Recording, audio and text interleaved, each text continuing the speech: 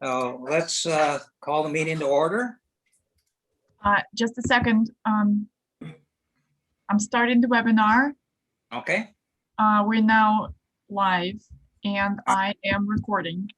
thank you, Nadia. All right, I'm going to call the meeting to order. And the first item of the meeting is roll call. And Vice Chair Gordon. Present.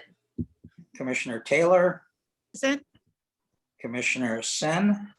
Present. And Commissioner Klaus. Present. Happy birthday, Ben. Thank you very much. And any changes to the agenda, the requests or deletions? No.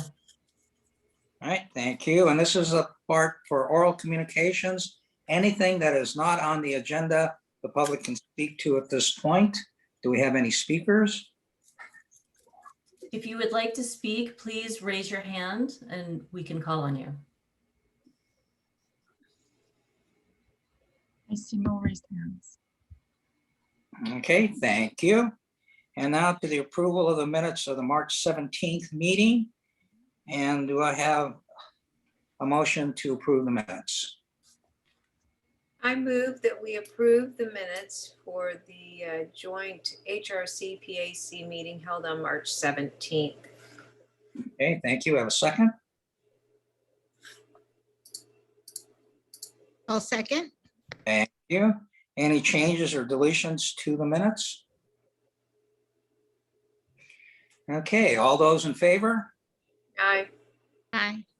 Excuse me, I have to do a roll Aye. call. Excuse me, I have to do a roll call vote. Commissioner Taylor, I agree. Commissioner Sen, I agree. Vice Chair Gordon, Yes, I agree. and Commissioner Klaus. Aye. All right, thank you. Motion carries. And the next item on the agenda is staff comments. And Elise. Actually, just before we get to staff comments, there's one other set of minutes for the March 18th PAC meeting. Oh, that's right, with the, I'm sorry, with the HRC. Yeah, the joint meeting with the HRC. The March 17th meeting was the joint meeting with the HRC. Okay. So we approved that one. Okay, now we're going to do the motion. I have a motion to approve the minutes for the March 18th meeting. Thank you. We approve the minutes of the March 18th meeting. Thank you. I have a second. I'll second. Thank you. Any deletions or additions to the minutes? Okay, thank you. And Vice Chair Gordon, take a vote. I approve of the minutes. Aye. Commissioner Sen,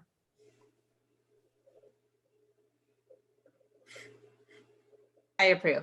thank you. Commissioner Klaus,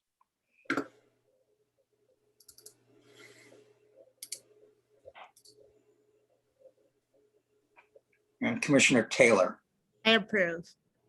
Thank you. We lost Ian there for a moment. Okay, we'll move on to, okay, thank you. And then we'll move on to staff comments. At least now, staff comments. You were so eager to hear them. Let's see. So Nadia, I think, has some visuals for us. 1 second. Stand by.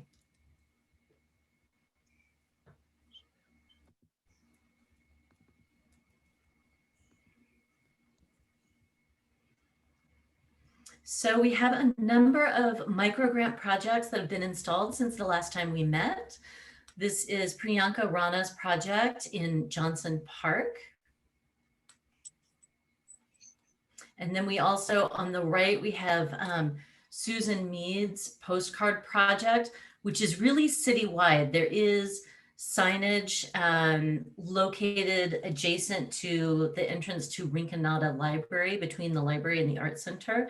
So you can see there, she plants cards there once a week, but she gives clues on her social media as to where she's putting cards throughout the city for people to find and keep. And then on the left, we have the social distancing stools by Tara De La Garza. Those are in Rinconada Park. adjacent to the entrance to the swimming pool. And then on the right, you have a detail, Efficient Entry by Erica Lee on Matadera Avenue. And the final round of microgrants is coming up, and the deadline is tomorrow at noon. So if anyone has been hemming and hawing over putting in an application, encourage them to get on it because the clock is ticking. All right. Let's see. we have a Elise, couple- can you share how many microgrants, how many people applied for microgrants and how many actually got them or will get them? I would have to compile that. At this point, we've given about 30 of the 40 grants that were that we had funding for. So we also had a really great talk with the artists who did the temporary murals throughout the Calab district and downtown. And so that is available on, I think we have it loaded on the website, Nadia, don't we? Yes, it's been loaded on our Vimeo channel, and I believe I shared the link with the commissioners. If not, I can do that post-meeting. Great. Thank you to Chair Miyagi for emceeing that. And then these images were just taken today. So the last 2 days were the final bit of installation for Gordon Huether's Aperture 1 and 2 on Hanover. Some of you may recall when this project first came about, we started in 2017 working with Sandhill Properties, and they selected Gordon Huether. And the larger piece on the left was part of their phase 1 and was approved by the commission in 2018. And then they decided to go ahead to move ahead with phase 2. And so he made the complementary sculpture for that project. And that came, I believe, to the commission in 2019. So it's been a long time coming. They look really beautiful. The landscaping will come in, and the signage is going in next week. All right. And then, so what do we have here, Nadia, with the Liz Hickok? Yes, this is just our landing page for the brand new citywide website, including that's right. all of public art pages got new look and feel as well. So definitely go test them out. We're finding some funny little quirks with a number of them. So if you find anything, please let us know. But it is supposed to be more mobile friendly and easier to search. So we're really excited to see what that can do for us. And then finally, just a brief update on the commissioner recruitment effort. So this Monday, the council will decide who of the 9 applicants will be interviewed. And the interviews will take place April 28th at 6 p.m. And so that's all I know. So I'm really excited to see how this pans out. All right. Thank you, Elise. Yesterday, I was actually in Palo Alto, and I was checking out the temporary murals that went up. And the whatever that material is, just, it's unbelievable. It looks like it's almost painted onto the wall. They're really, really stunning, and they're really good looking. I did have trouble finding them. I couldn't find the one on Ramona. The address that it gave from the QR code. I was walking up and down the street, and I was afraid somebody was going to call the cops because I just like a vagrant walking up and down the streets looking for something. But that's the only one I didn't find. All the others I did. So I'm not sure that gave the address like 652 Ramona or something like that. So anyway. We'll check into that. Did you find the one that's on the side of Pacific Art League? Yes. Okay. Yeah, I think I found 7 of the 8. Okay. So we'll check into that. Thank you for letting us know. That was a note to you. All right. Anything else, Elise? That's it for staff comments tonight. All right. Thank you very much. First action item is the equity focused public art at King Plaza. Wonderful. So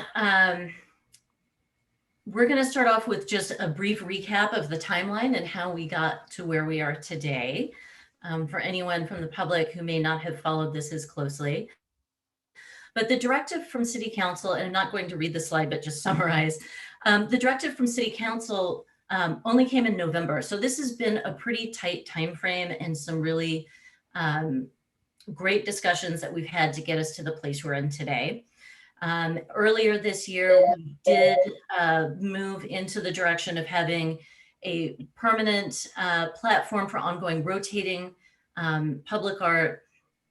And then we started working with the HRC in seeing how those discussions that they're planning to have with the community might be a great, not only just a resource for the artist, but how the artist might help them with some of those conversations. So next slide, please.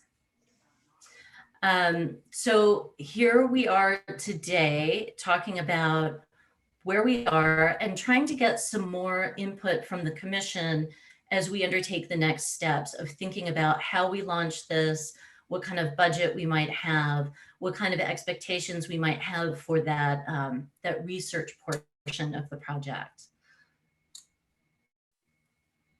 So the recommended path where we are now is ceasing the current temporary public art on King Plaza and using that as our ongoing platform for rotating artworks addressing race and equity. That the artwork really needs to be heavily informed by community participation and input. There was some discussion about having sort of a mini residency or having artists who will engage with the community in a more creative way to gather that feedback and input in the creation of their final artwork. That the artwork needs to be reflective and relevant to Palo Alto, that it needs to be someone who is going to really spend some time engaging here before they come up with a proposal idea. And that artwork could either take a banner form in the example that you see here, or could be in sculptural form on the plaza. Slide. And so there are a few considerations as we think about next steps. So naming the program, one of the things that I know was shared with us is that there's some confusion as to why King Plaza is named King Plaza. We could have the temporary art program be named, the Dr. Martin Luther King and Coretta Scott King temporary public art program, which seems very lengthy, but I want to open that up for discussion. Maybe we can come up with something there. And also thinking about what is the specific focus and language that we want to use in these calls for artists and how we speak of the program. The directive was about race and equity, but the more discussions we've had, we've talked a lot about equity, which race certainly plays a part of. So I was curious to gather the commission's thoughts on that. Also thinking about the expectations for the research and community engagement part of it. Do we expect, we're not going to be able to pay an artist to be here full time.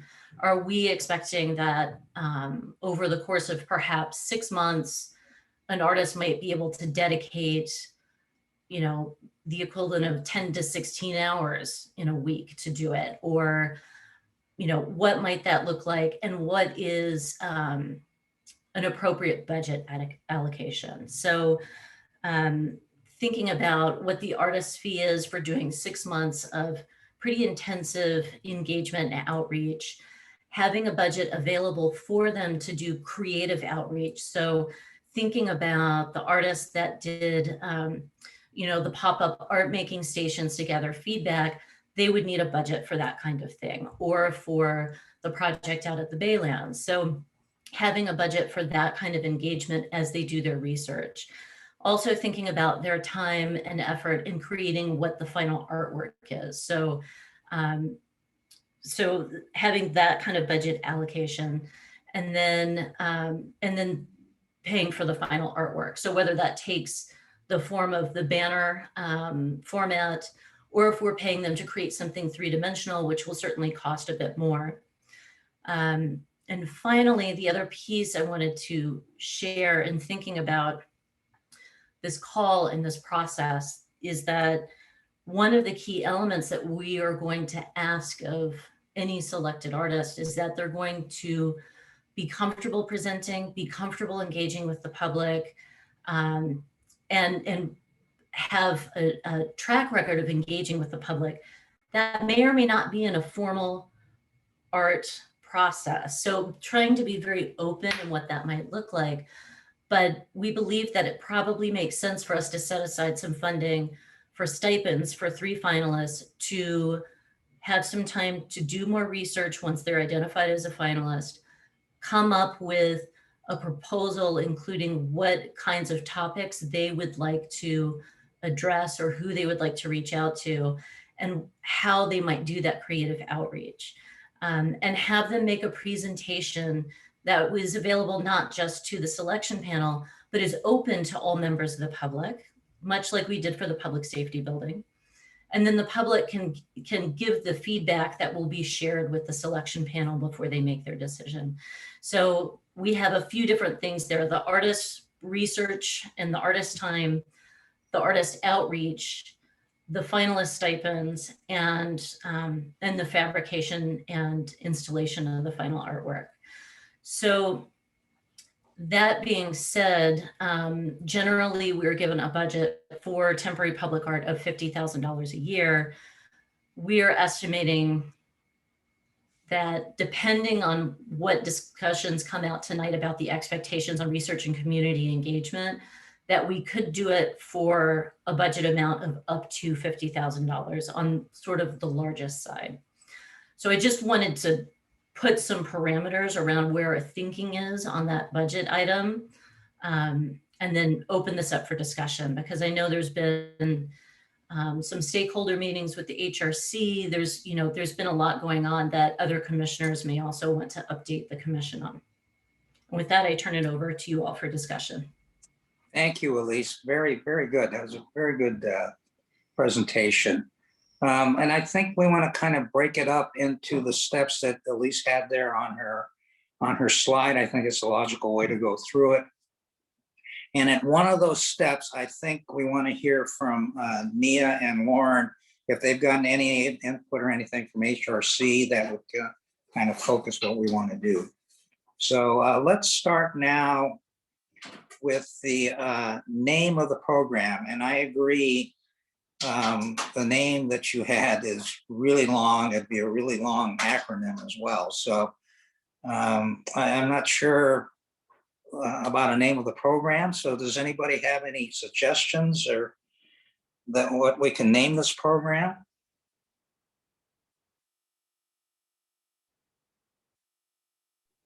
So just a quick clarification, this is an action item, It but is. do we have to check off all of the actions for this action item? So if like, I'm curious if we should think of the name of the program after we kind of get more discussion feedback going about the purpose and the goal of the program, and then kind of figure out an appropriate name. So I'm wondering does that even have to be discussed right now, or can we kind of put it on the back burner even for another meeting?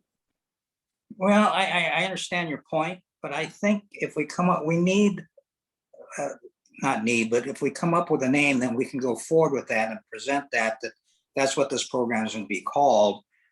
Some of the other items I think can be deferred to that, but I think a name is a little important, or maybe we want to defer for a month, give people a time to think about a name, and then next month we name the program. So, I'll defer to whatever the commission feels on that, if we want to defer the naming of the program, or if we want to try to do that tonight.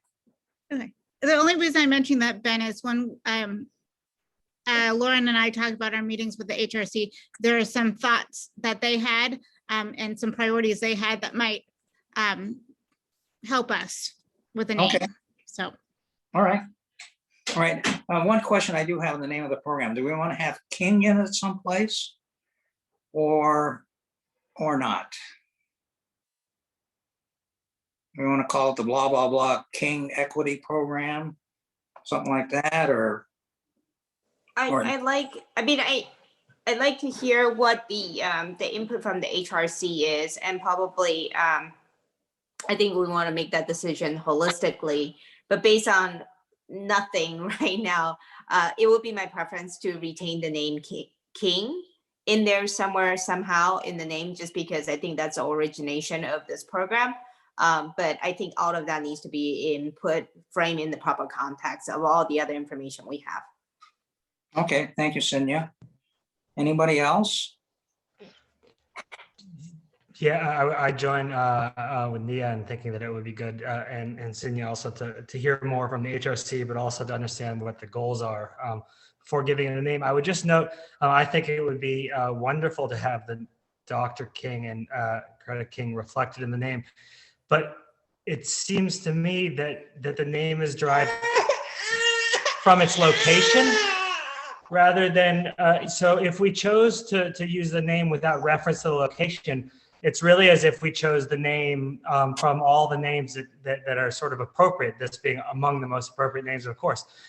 So I would just say that if we were to include the name, it might be also relevant to include the fact that it's derived from the location, or else we need to really open up the spectrum for name a lot wider, I would think. Okay, thank you, Ann.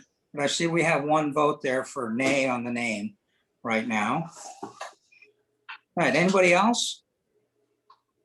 All right, so I think we'll defer the naming of the program until a future meeting, possibly next month or within a couple of months after we get more input from the HRC. Okay, the next item is the focus of the call for artists and projects. And maybe this is where we can get Lauren and Nia's input from what the HRC is thinking about, or if they're still planning to do something. Yeah, I agree. And Nia, do you want to speak first on this and I'll fill in? Because I know you just had another meeting this week Sure. with the HRC. Yes, I'd be happy to. Yeah. Yes, and Elise too, if you have any other things you want to add, we would love to hear it as well. So, so I had the pleasure of attending 3 different meetings. 2 of them Elise was at, and then one of them Lauren was at. And the first one was with a group of various organizations within Palo Alto. Many of them are art focused, and ways that they are going to be promoting race and equity within the city. And so they were sharing some of the wonderful programs, whether it's an art exhibit that the Art Center is doing. There is some theater performances through Theater Works. They're working with the Palo Alto Unified School District to perhaps do something. The library is doing a book program, and perhaps some other components as well. And there are several questions. First of all, in the beginning, how do we want to fit into that scope within this next month? They're planning on doing 100 conversations starting on May 25th through Juneteenth. And the idea is for different people, including yourselves, to think about who's in their network, who's in their community within Palo Alto, and to set up personal conversations with people. Some people are doing a book group that they belong to. Others are doing teens that might be at their school. And so the idea is really to reach out to people on a personal level. Everything is confidential. Nothing will be recorded. All information that is gathered will be analyzed in the summer, and none of it will be obviously using people's names. So it's very personal and confidential, in hopes that people will be comfortable sharing really detailed, hopefully sad, but also positive feedback. So that way, hopefully the city can grow and learn from this opportunity. And so I'll start by first saying that I hope all of you will think about perhaps participating in the conversations. If you're interested, Valerie Stinger, who is the vice chair on the HRC, has created a website, and she is also accepting potential conversation leaders, which would be you if you're interested. Elise, I don't know if you can send out either an email to everybody with her contact, or people can reach out to Elise directly for more information. Perfect. Elise said yes. And the other idea would be, does the Public Art Commission want to create their own conversation with maybe artists that are in the area? It's something to think about. There's no obviously right or wrong answer. It's just ideas and thoughts. So the idea again is to have the conversations take place between May 25th and Juneteenth, after which all of the leaders will hopefully come together or submit their feedback, their analyzation, and then there'll be discussions about everything that's taken place, all the conversations in the summer. And there's the first thought is that from the HRC is that maybe we can have an artist in residence take that feedback, that analyzation, and create some sort of piece or do some more interaction with our community. And so that's one potential consideration for us to think about.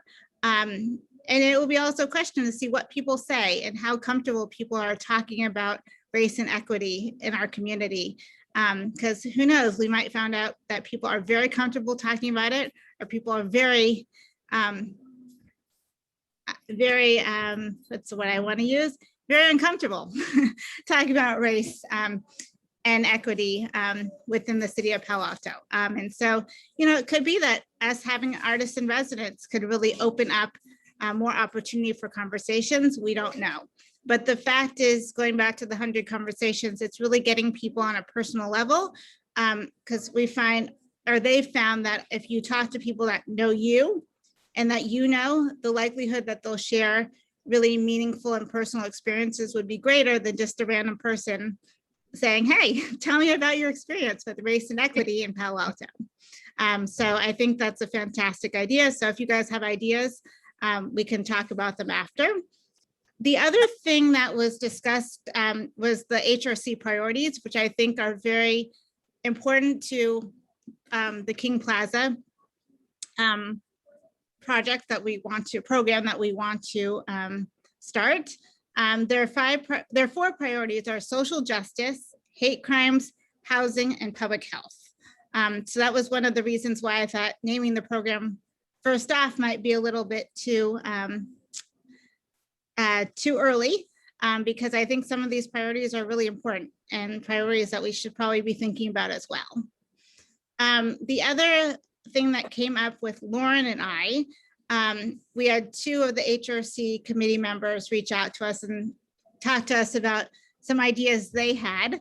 And one idea they had is having like an art truck of some form, or some sort of interactive art piece that could be potentially a conversation within the 100 conversations.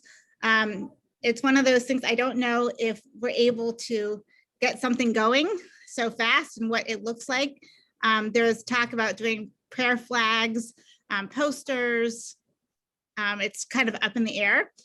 So that's kind of a food for thought. But I really think it would be nice if we did some sort of conversation hosted maybe by the Public Art Commission, but that is definitely a discussion topic. The other thing that I don't think we have, although the microgrants could fall under the category, but not really, is we don't really have anything going on at this moment specifically that we could say is, we had the Black Lives Matter mural, but presently we don't have anything specific that could be a program within race and equity right now. So I think the question is, during the conversations, do we want to, again, do something so we're part of the conversation? And if I'm missing anything, I apologize, but I don't think we have anything on the books for this next month. So it'd be nice to think about that. And I think that's it for right now. I'm sure there's other things that were discussed, but these were, I think, the top things I wanted to share. And Lauren and Elise, anything else, please share. I mean, that was such a good, no, Nia, thank you so much, because that is a lot of information. There has been a lot of information shared. and you really distilled it well. The HRC goals, which I'm so glad you mentioned, social justice, hate crimes, housing, and public health, both mental and physical health, are important for us to keep in mind. So thank you for bringing those up.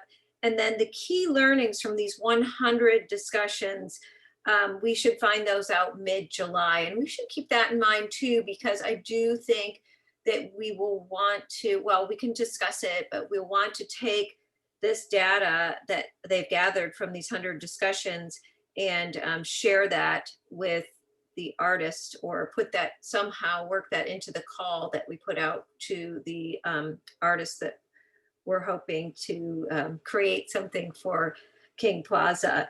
And Nia, I agree with you. I'd love to be part of a discussion. And I think you mentioned that there will be a website and there's going to be a toolkit with discussion questions on that website. So all those 100 discussions will follow a certain pattern. And so I think it's valuable information. Thank you.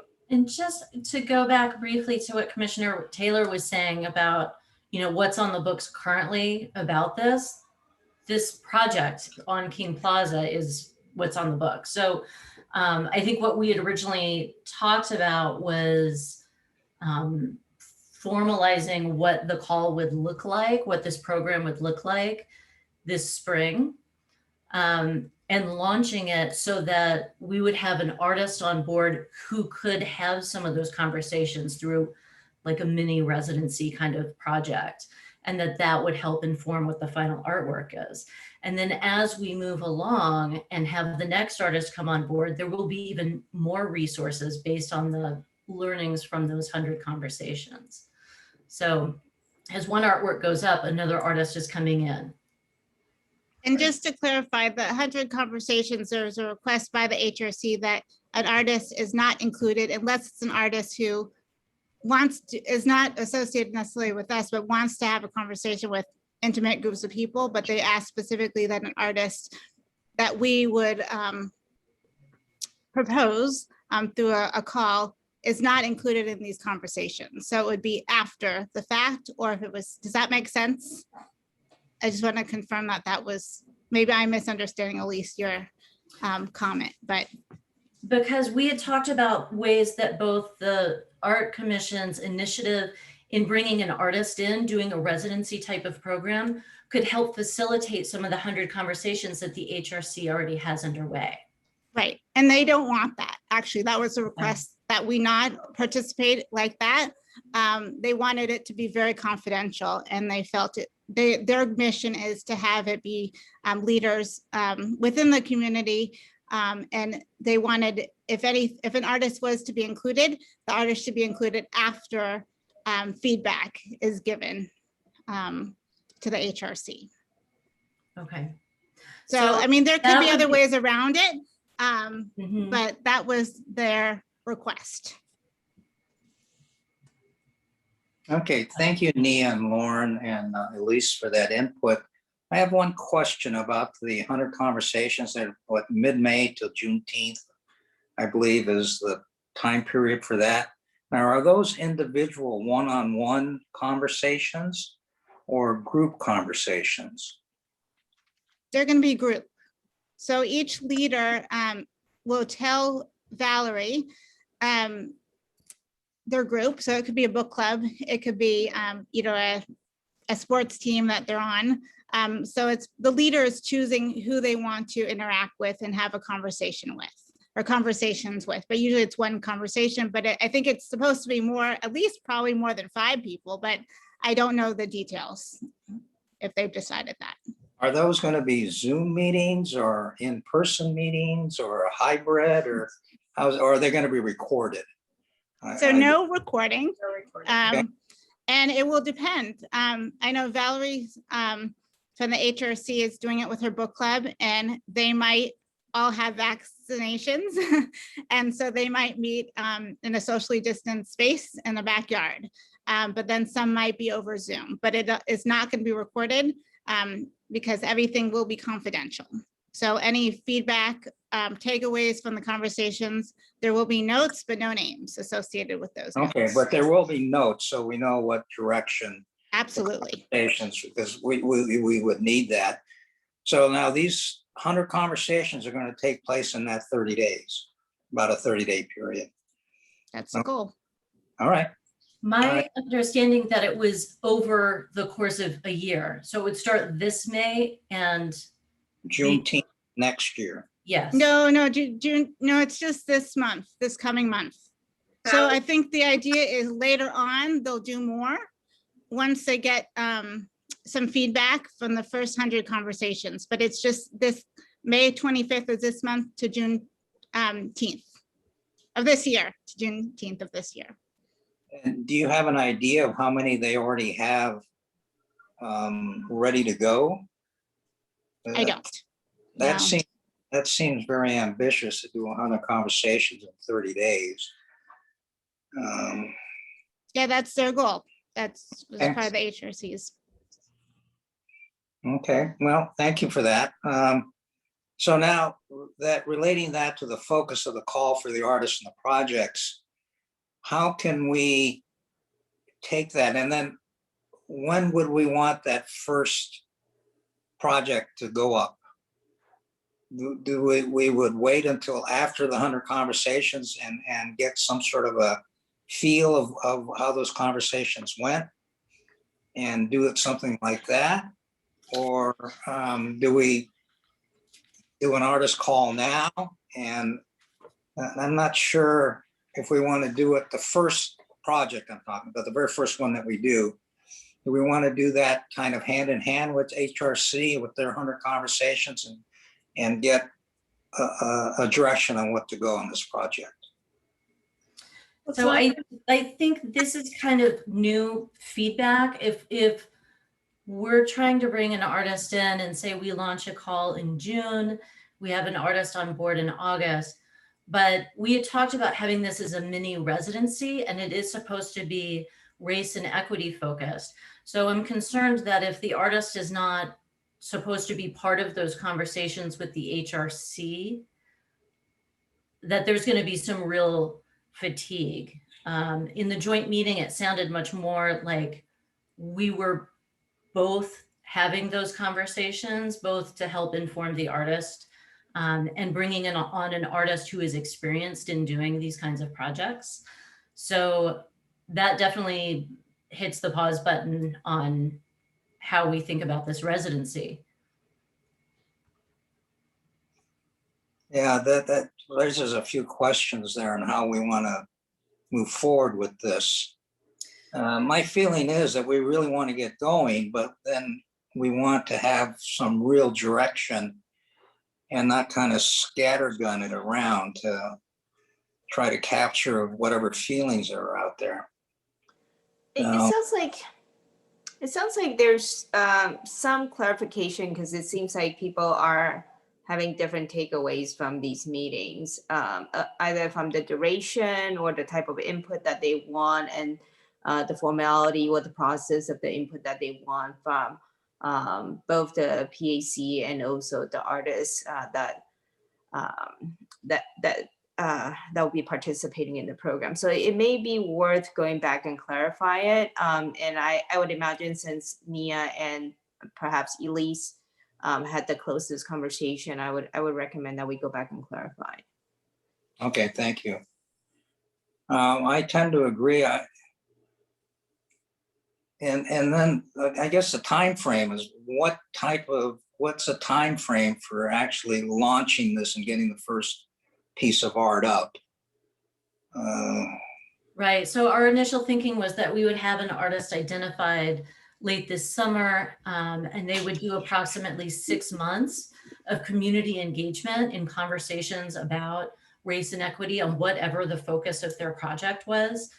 So it could be housing, it could be transportation, and that based on all that feedback, then they would come up with a concept for an artwork, and that would need time for fabrication. So the whole process would probably take about 9 months to have, from the time we onboard an artist to having an artwork on King Plaza.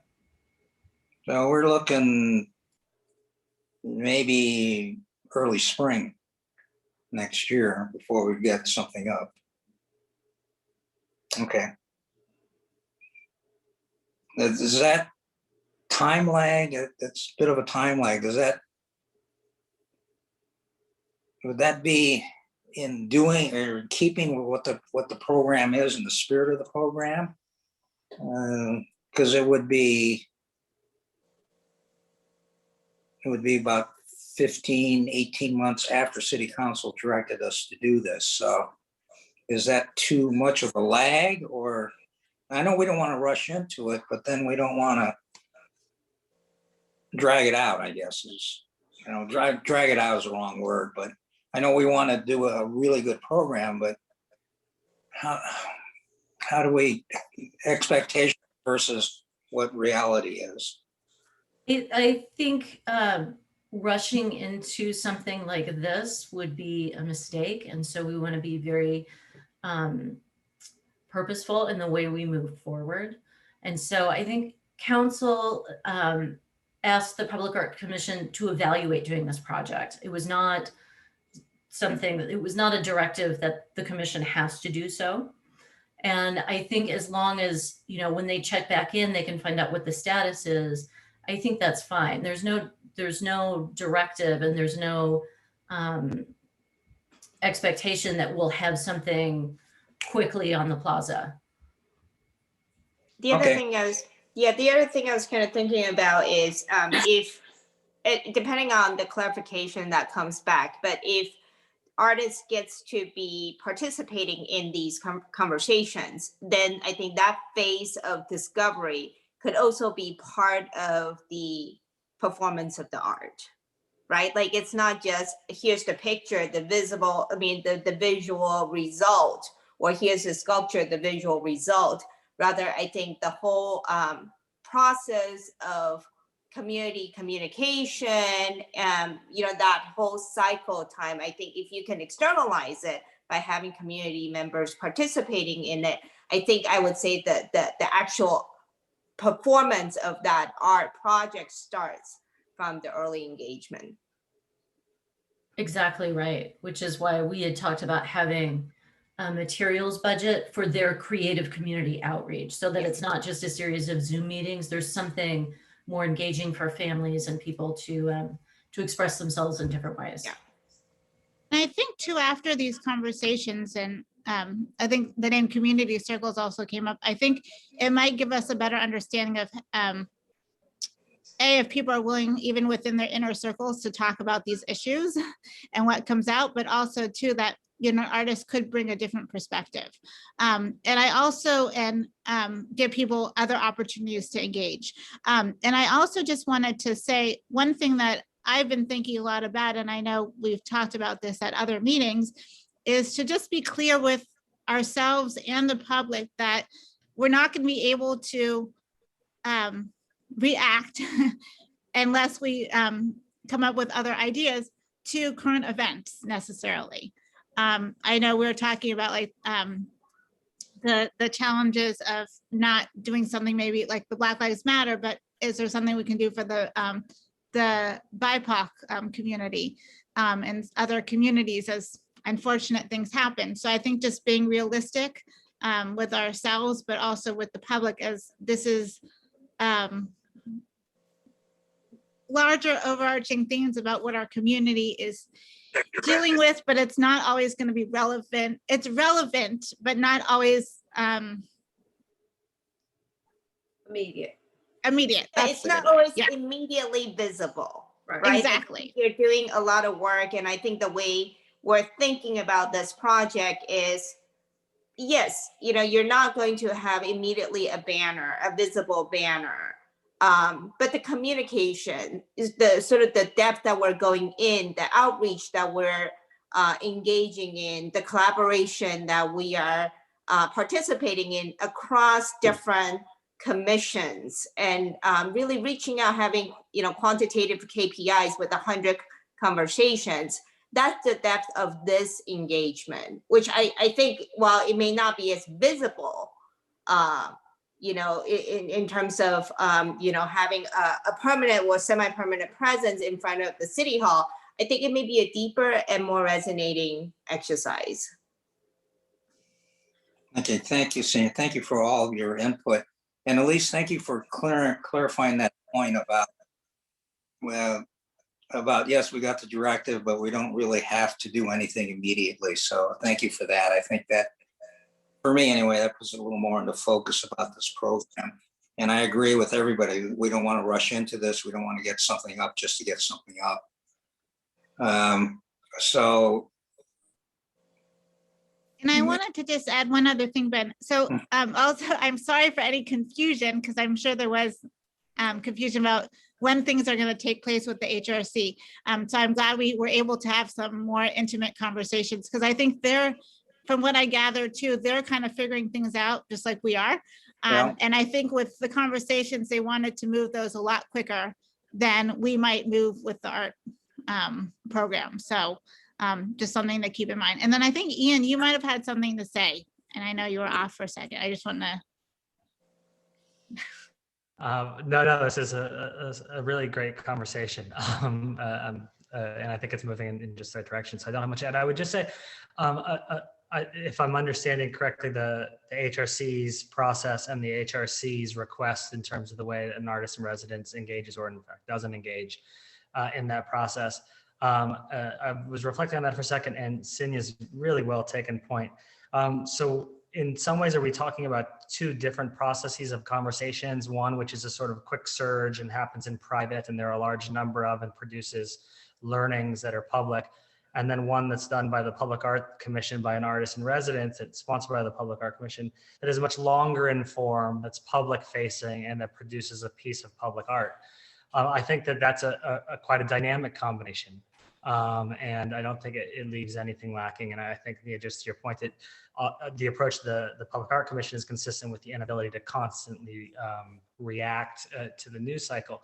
But I think that the point, which might be really intuitive to us by now, that the process of creation is in and of itself art. In a way, Exactly. That community engagement is almost something that is being done on King Plaza. The art doesn't just show up on one day and that's the only day. That to us makes a lot of sense, because we participate in meetings like this and we watch the processes. It's something that I think we would want to think about how to be very clear about in messaging. Yeah. And I think that we always try to do that. But that message that the engagement by the artist is part of the work, is part of the art itself, is to me something that I think to much of the public might not be intuitive until they start to think about it. So I just think that it's worth flagging that as part of the way that we talk about the final piece of art. We have to sort of draw that line intentionally in a public facing way. That's all. Cinya did it beautifully, but I think we have to keep at it over and over. Yeah. Yeah, I think exactly the way Ian's framing it, precisely because of the topics, right? Precisely because of the human relations, I mean, the HRCs, those four topics.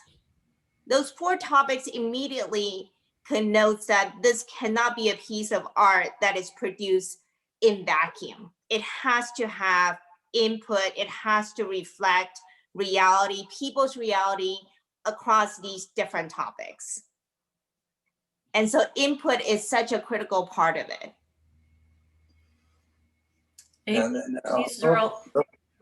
These are all really valid points. I also just want to say, just for the record, whenever an artist is having conversations to develop their art concept, as they do on CalAv or in any of our projects, meeting with staff, meeting with community members, that feedback is consolidated and is never made public, like, oh, this person said this and that person said that.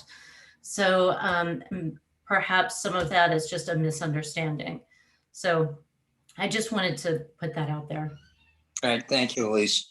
And speaking to Ian's point about art, you could walk by one place one day and the next day you walk past and there's something up, a mural or something on the wall, but you don't really know what behind that to actually get that mural up on the wall.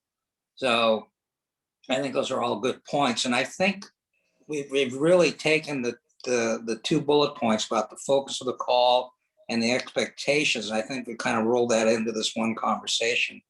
And I think they're all really, really good comments. And it's something we don't want to rush into.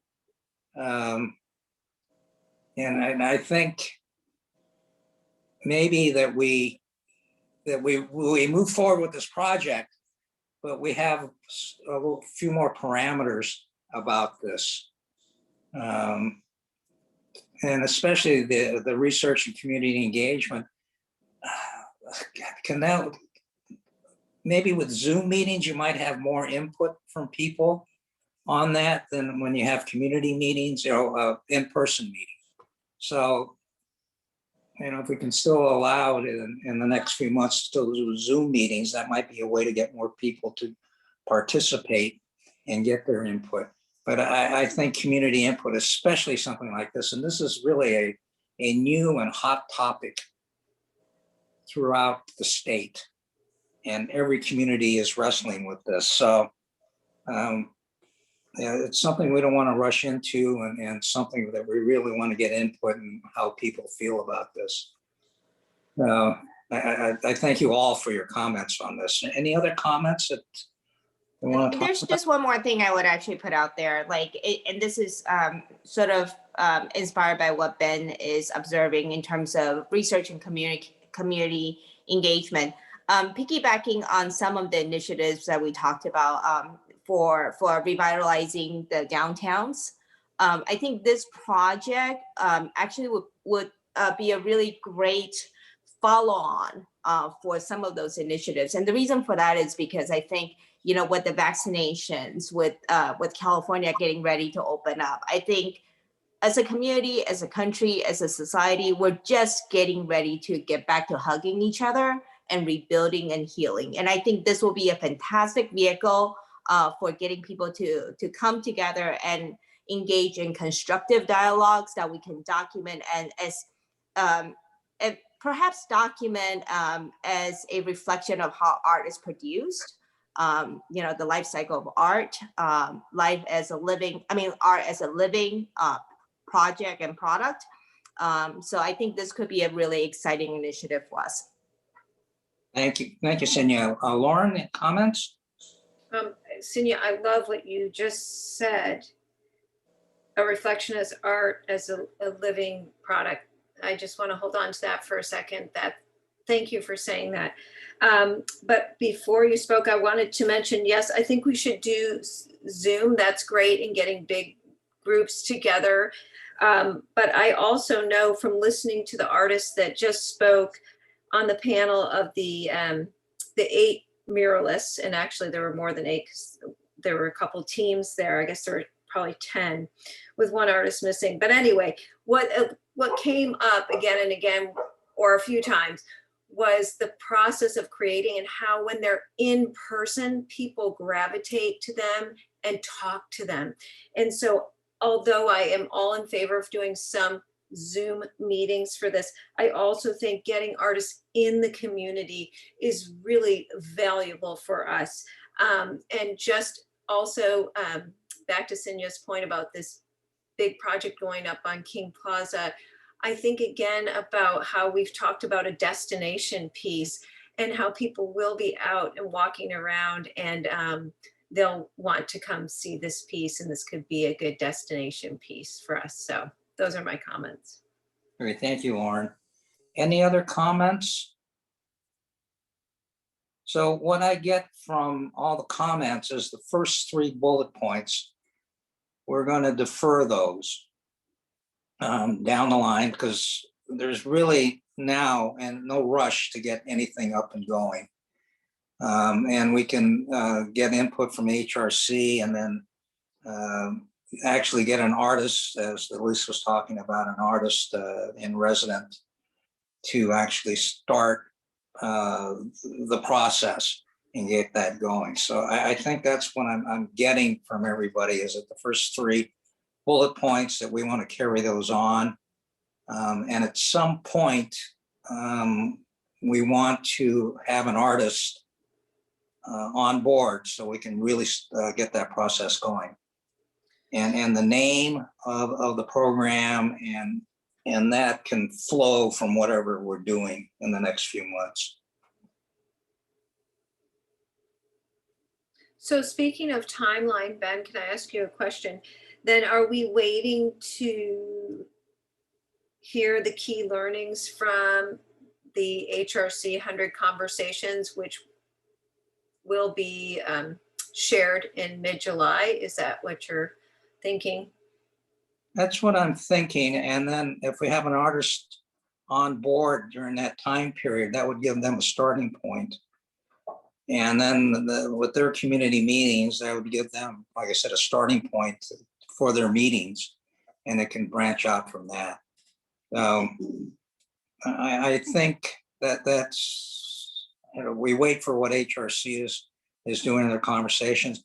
And as Nia was saying, I don't know if there's a commissioner, a public art commissioner that actually wants to do a group, and talk about that. So, we can have that possibility too, to do that as well. And I'm not sure, maybe we get some of the Black Lives Matters artists in a group to talk about that. It might be, we did some earlier, we had a kind of a discussion with them, but maybe a little more focused group, something like that. So, if there's a commissioner that wants to lead a group, I think that would be great. Ian had his hand up. Okay, Ian? Yeah, Lauren, thanks for doubling back on that, because I had sort of not thought through the calendar too. And Ben, I think you're right. We don't want to rush it, but also at the same time, there's urgency. And so we're sort of balancing the need to do it right with obviously the urgency of the problem of the crisis that we're facing. And so I wonder, just to make sure that route forward, that the delay is necessary, because I think that we have to be, not the delay, that process, that extended process is necessary, that we wait that long. If we started a process where you started to select artists in residence now, they would be able to work off, and in structuring the expectations for them, you'd be able to work off the HRC's report, the HRC's priorities, and Nia and Lauren's extensive work with the HRC, as well as the learnings from the Black Lives Matter mural. Do we think, I wonder, that what we're gonna know after the 100 meetings is so crucial and so much more informative that we should wait until then to have an artist in place? Or should we start a process that's parallel and understand that the learnings from the HRC's process will inform that artist? But we do have material to work with, and I'm not sure. I just want to make sure that we feel like that material is going to so crucially change the way that we want to structure this program, that it's worth waiting as long as we have to wait to get our own program started. It may well be the case, I'm not sure. But we do also have material to work with now. Some of which I'm familiar with, some of which Nia and Lauren are expert on. Yeah, and thank you, Ian. I was going to agree with Ian actually on, I think that it is, we should be working at the same time and moving forward. And to answer your questions about the conversations, I think it's really undecisive and conclusive as to what we're going to get in terms of feedback. Right. And I think it could be that, it's the same, we don't get enough voices. One of my concerns at our meetings with HRC and some other community leaders is that, are we going to get enough voices and diverse voices? And I think it's something, I like the idea of putting out a call for an artist or artist in residence to start kind of proposing ideas, and then we can kind of move forward based off of the feedback that we get from the conversation. So I think that's something that I would like to, if we were to create some sort of movement tonight, I think that is a movement we should move towards. Thank you, Nia, and I agree. I agree with that. And when I was in the Air Force, we had a saying, hurry up and wait. And, that's kind of the feeling that I get with this program, that we're gonna hurry up, but wait. Now, Elise, if we put out a call for an artist now, what time frame are we looking at to actually get them on board? It's going to take us a little bit of time to get it fully crafted. We have 3 open calls right now that we're also wrangling. So you don't have too many out at a time because artists get confused. Yeah.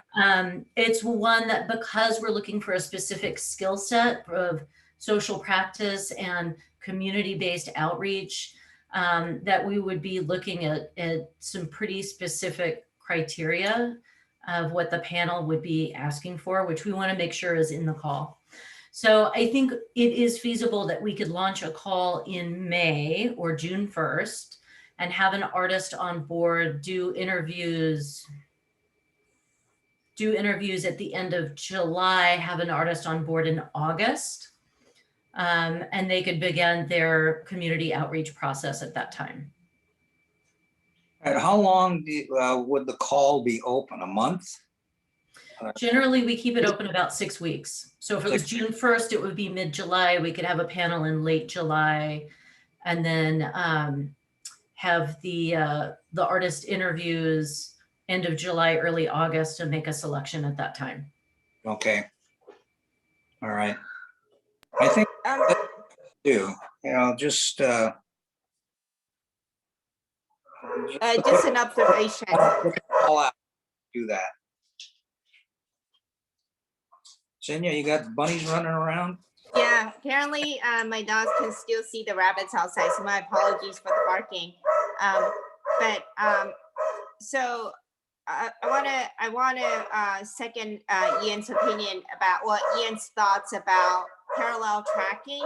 Because I didn't think this was going to be a linear project where the HRC do their 100 meetings and then we synthesize the learnings, and then that's when we pick up with our artist input. But if we do the parallel tracking, then my question is, do we need to have a name for this program to do the artist, the outreach for artists to start submitting for this program? Like, do we need to have a name to start to kick this off?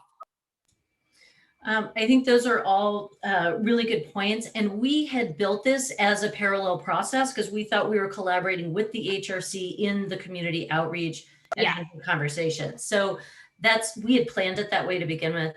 It is helpful, since this would be the inaugural artist of this new program. It would be much better if there was a name to it, because this will be the first one, and then it would be nice to be able to roll it out. It doesn't mean we have to come up with a name tonight per se. If you have ideas, totally open for brainstorming ideas if you want to send them to Nadia or myself, but continue to think about it. And we can come back to the commission next month with more information and more details about how the call is looking.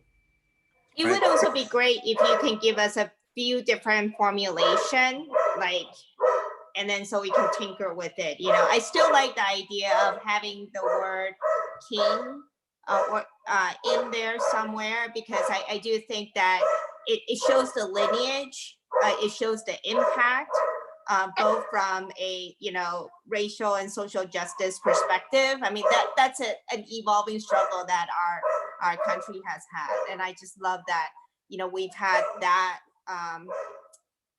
banner in our city hall since however long. So Okay, thank you, Xenia. So we're looking for June 1st date for a call for open the call for an artist. And if we could do it possibly earlier, that would be nice, but let's target June 1st as a date for the call for artists. And then in the meantime, we'll have suggestions for the name of the program. And then also we can do the focus of the call, the second and third bullet points for the artists.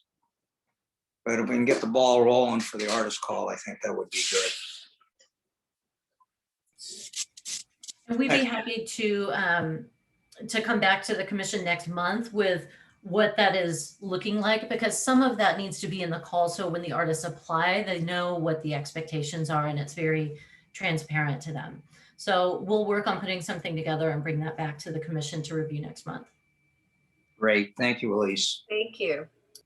All right, and then the fourth bullet point, which had to do with budget allocation. And I think that's something that we'll be able to concrete something we can do tonight. I think Elise was saying up to 50K. And that would be a stipend. And also if there's community meetings and things like that, to be able to pay them to do that as well. So I think the first three items will defer, and then just the fourth bullet point is the one that we'll vote on tonight, which is the budget allocation.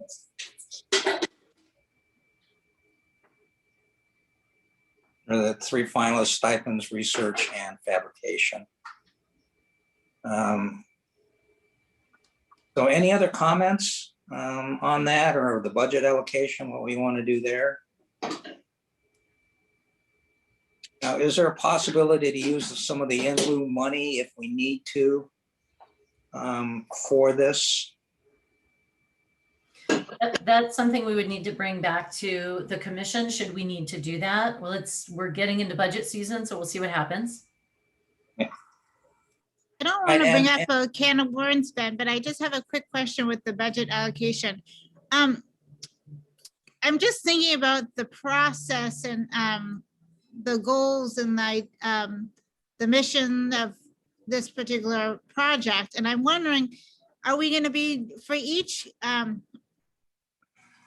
art piece or art project that we do on King Plaza, are we going to go through the same budget allocation process, like with three finalists with stipends, research, and fabrication? Or is that something we should discuss later on, and just see how the first call goes? Or is it something that we should be thinking about down the line now? I think that's a great question. Of course, you always want to think about, once you start a program, how you will continue to fund it. I think we need to see how this first one goes. Is the budget ample? Is it not? Is it too lean? What's the feedback we get back from it? As Chair Miyagi mentioned, there could be the possibility of utilizing some of the in lieu funds to support the project, should we need to do that. So I think we have options, and I think it would just be good for us to start with this first one, because we're going to learn a lot. Yeah, good points. Thank you, Elise. Anything else about that? The budget allocation and that? Hey, and I forgot to, is there any public comment on this item? All right, thank you. Need a motion to do the budget allocation of up to 50K for this project. I move. I to second. approve.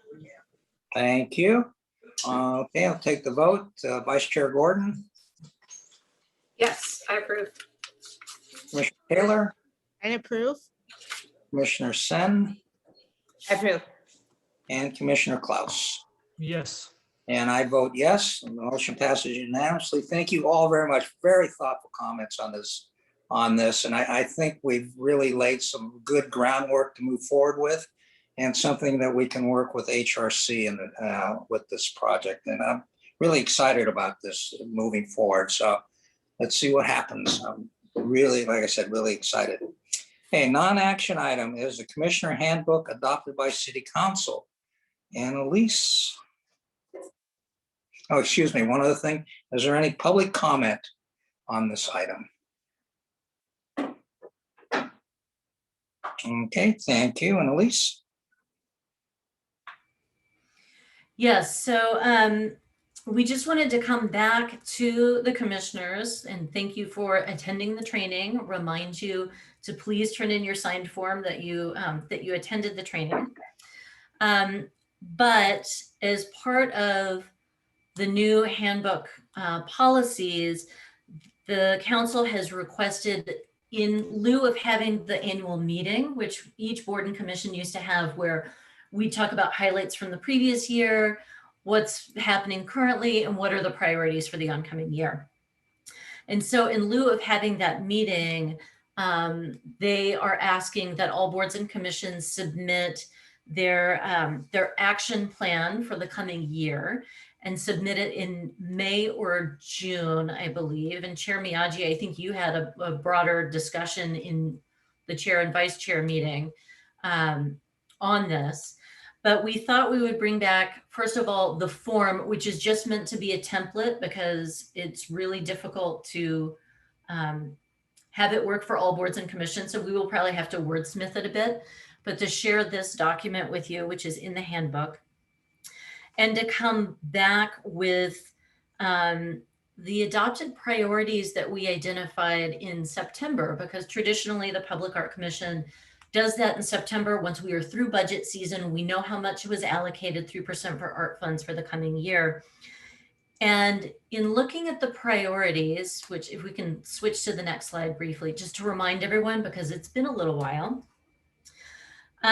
they're still very much aligned with a lot of our current goals and what we were doing. And I think we can add a little bit more to it. But we thought it would be helpful to bring this up as a starting point for how the commission might want to formulate the work plan for the coming year to turn into council. So with that, it's really the commissioner's conversation. Hey, thank you, Elise. Any comments on this? The 2020 adopted policies, and we did this at our last retreat.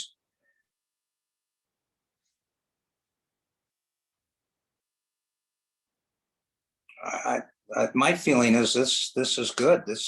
We can move forward with this. And especially the second one, which is the cultural inclusion and social and racial equity, fits in nicely with the project we just discussed. Any comments on this, on the work plan?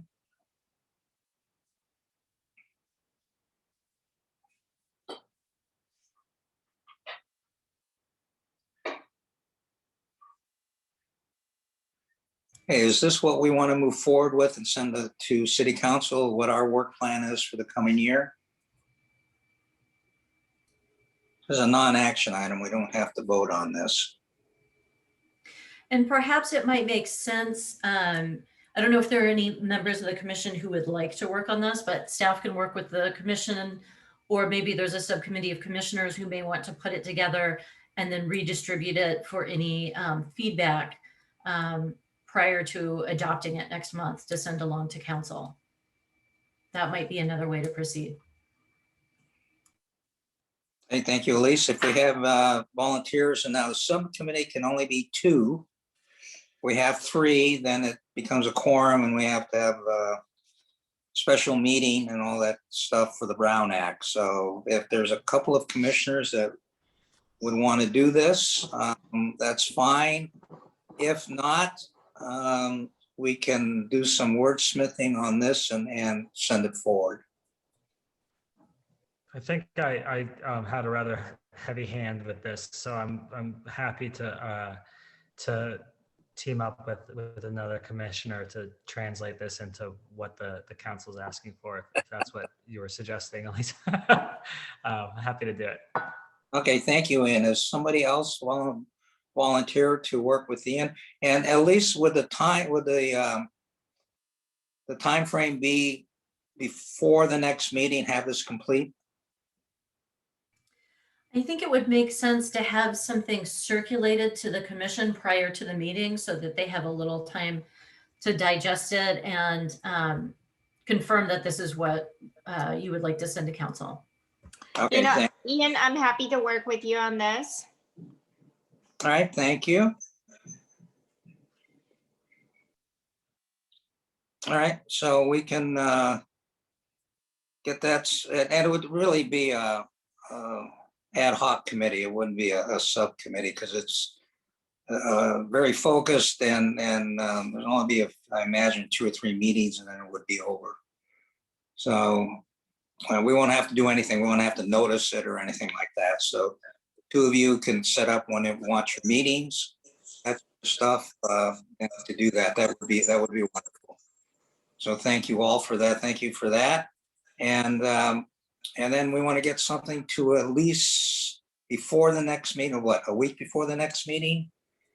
So we can include it in the agenda for the next meeting. That sounds good. And what Nadia and I can do is take the format, take this form and try and personalize it a little bit more to fit Public Art Commission. So you have a starting spot.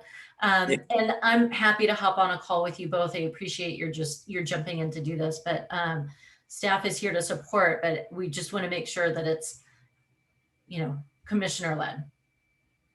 Yeah, and as Elise mentioned, then this, we won't have those joint meetings with city council anymore. This takes the place of that, which I'm a little bummed out about. I enjoyed those joint meetings, so it was a good opportunity to be able to meet all the city council members in that. And one other thing about this commission handbook, there's going to be, and one of the items that was mentioned was microaggressions. And I also heard it called implicit bias, which I prefer. But there's going to be training on that at some point. So just kind of put that on your radar that there'll be training for microaggressions and how to do that. And actually, I just went through that with Contra Costa County. It's very interesting. Very interesting. So just, kind of keep that in the back of your mind that will be coming down the road at some point as the clerk's office gets all that in line and what they want to do with that. Anything else about the handbook? And did everybody attend the that meeting, that training for commissions? All right. And as Elise said, please get your form into her and we can get that buttoned up. Hey, thank you all for that. Any announcements? Just a note on that meeting, since this is being recorded or on the record, we had an opportunity to review it, I think, anonymously. But I think it's just worth mentioning that you sometimes see that you have to go through a training that's about a handbook that seems rather laborious. But the city staff just did an exceptional job. It was incredibly useful. It was efficient. I just think it's worth sort of saying out loud that it was all to the benefit for me, and so we're grateful to them for it. Oh, good. That's good to hear. That's really good to hear. And I think since this is the first edition of that handbook, they kind of went, more towards more information than less, which I thought was very good as well. All right. So thank you for that. In the past, we had a meeting with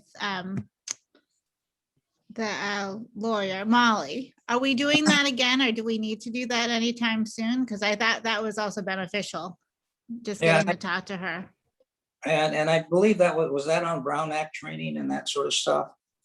It was, and then about deaccessioning and other stuff. But I don't know if this is appropriate. So if this is not, that's okay too. But considering that we're going to be talking about race and equity, and I'm wondering if that is a discussion that might be useful in terms of we're going to be talking about a lot of very sensitive issues, and I'm sure there'll be a lot of feedback from members of the public. And I would love to, one of the questions I've always had is, how much does city council have in terms of supporting? They have our back because they wanted us to create this platform for art and to address race and equity. But sometimes I often wonder, do they really have our back? I'm sure they do, but there's a lot of things that do happen.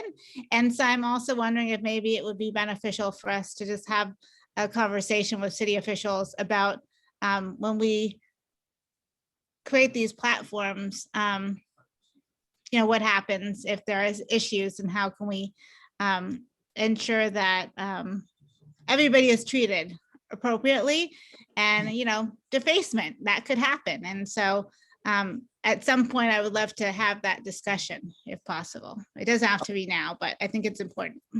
Yeah, and unfortunately, the mayor couldn't make the meeting tonight. That would have been a good point to bring up to him. And I know, Nia, in the past, you've also kind of challenged them on that about having their support for that. But that's a good point, and then maybe that's something in the future that we can discuss further. But that is a good point, because they're directing you to do this stuff, but why are they doing it? Will they have the full support? Will they have their, like we did with the BLM mural? You know, that's that sort of stuff. All right, so for the next meeting, the next regular meeting is Thursday, May 20th. Okay, I think that's it. Thank you all. Very good conversation tonight. I really enjoyed it. Thank you. A lot of good points made, so thank you all for that. And now the meeting is adjourned. So thank you all.